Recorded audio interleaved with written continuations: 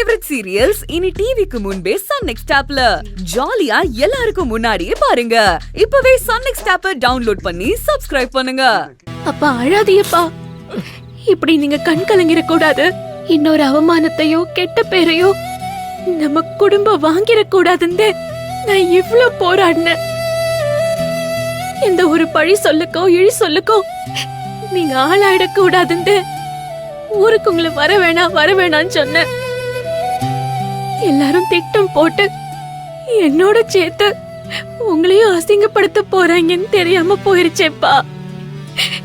கடைசியில நான் பட்ட பாடெல்லாம் பாழா போயிருச்சுப்பா. என்னைய மன்னிச்சிருங்கப்பா. இல்லத்தா நீ என்னைக்கும் எங்களை பெருமைப்படுத்த வச்சிருக்கே தவிர அசிங்கப்பட வைக்கலத்தா. உன்னை சுத்தி நடக்கிறது விதியோட விளையாட்டு.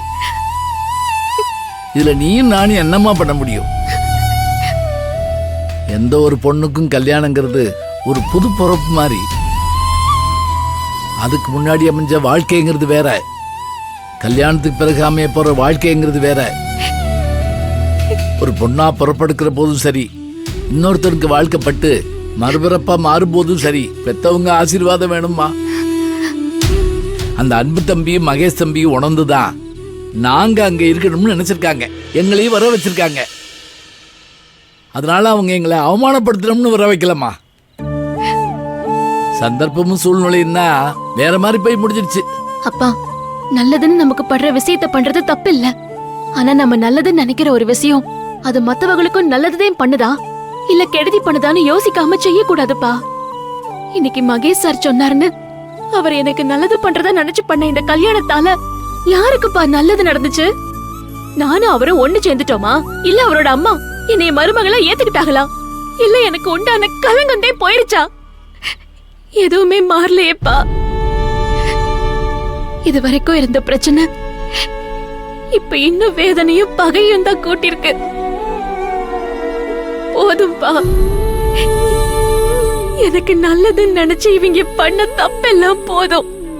என்னால முடியலப்பா.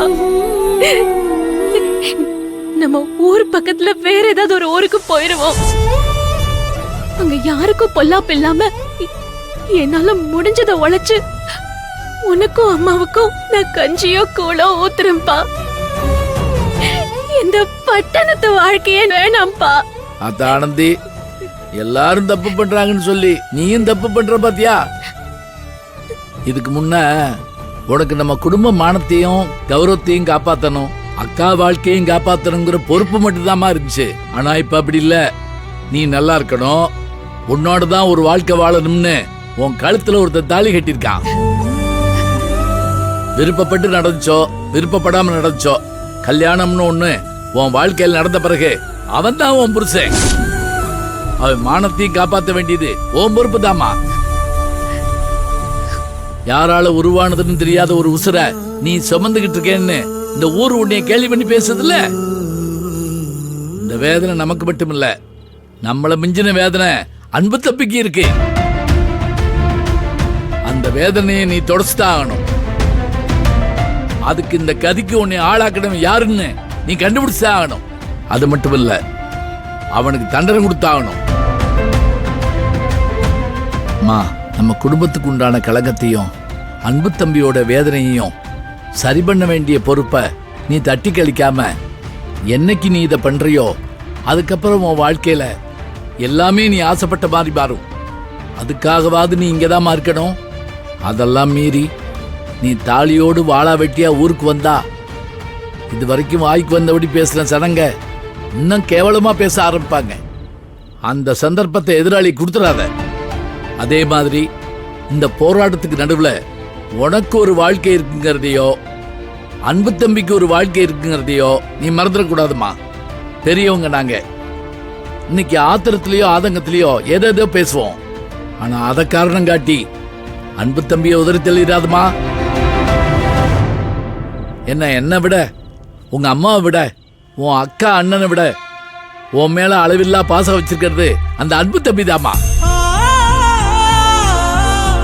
நீ சுத்தமானவன்னு நாங்க எப்படி நம்புறோமோ அதை விட பல மடங்கு நம்பிக்கைய அன்பு தம்பி ஓ மேல வச்சிருக்குமா.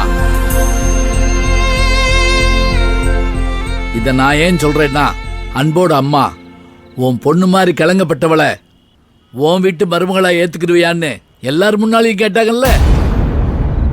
மருமகளை ஏத்துக்கிறது ஒன்றும் பெரிய விஷயம் இல்லம்மா, மனைவியா ஏத்துக்கிறது தான் பெரிய விஷயம்.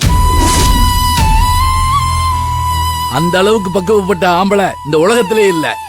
நான் உள்பட சொல்றேன், அன்பு ஆம்பளமா. அப்படிப்பட்ட அன்புக்கு நீ என்னைக்கு நன்றி கடனோட இருக்கணுமா. எந்த காரணத்தை கொண்டோ அந்த நன்றியை மறந்துடாதம்மா. அந்த தம்பியை கஷ்டப்படுத்திடாதம்மா. சொல்லணும்னு மனசுக்கு தோணுச்சு, சொல்லிட்டம்மா. நாளைக்கு நாங்க ஊருக்கு கிளம்புறோம், நீ ஹாஸ்டல்ல போயிருமா. எல்லாமே நல்லதாவே நடக்கும் நம்புவோம். வா.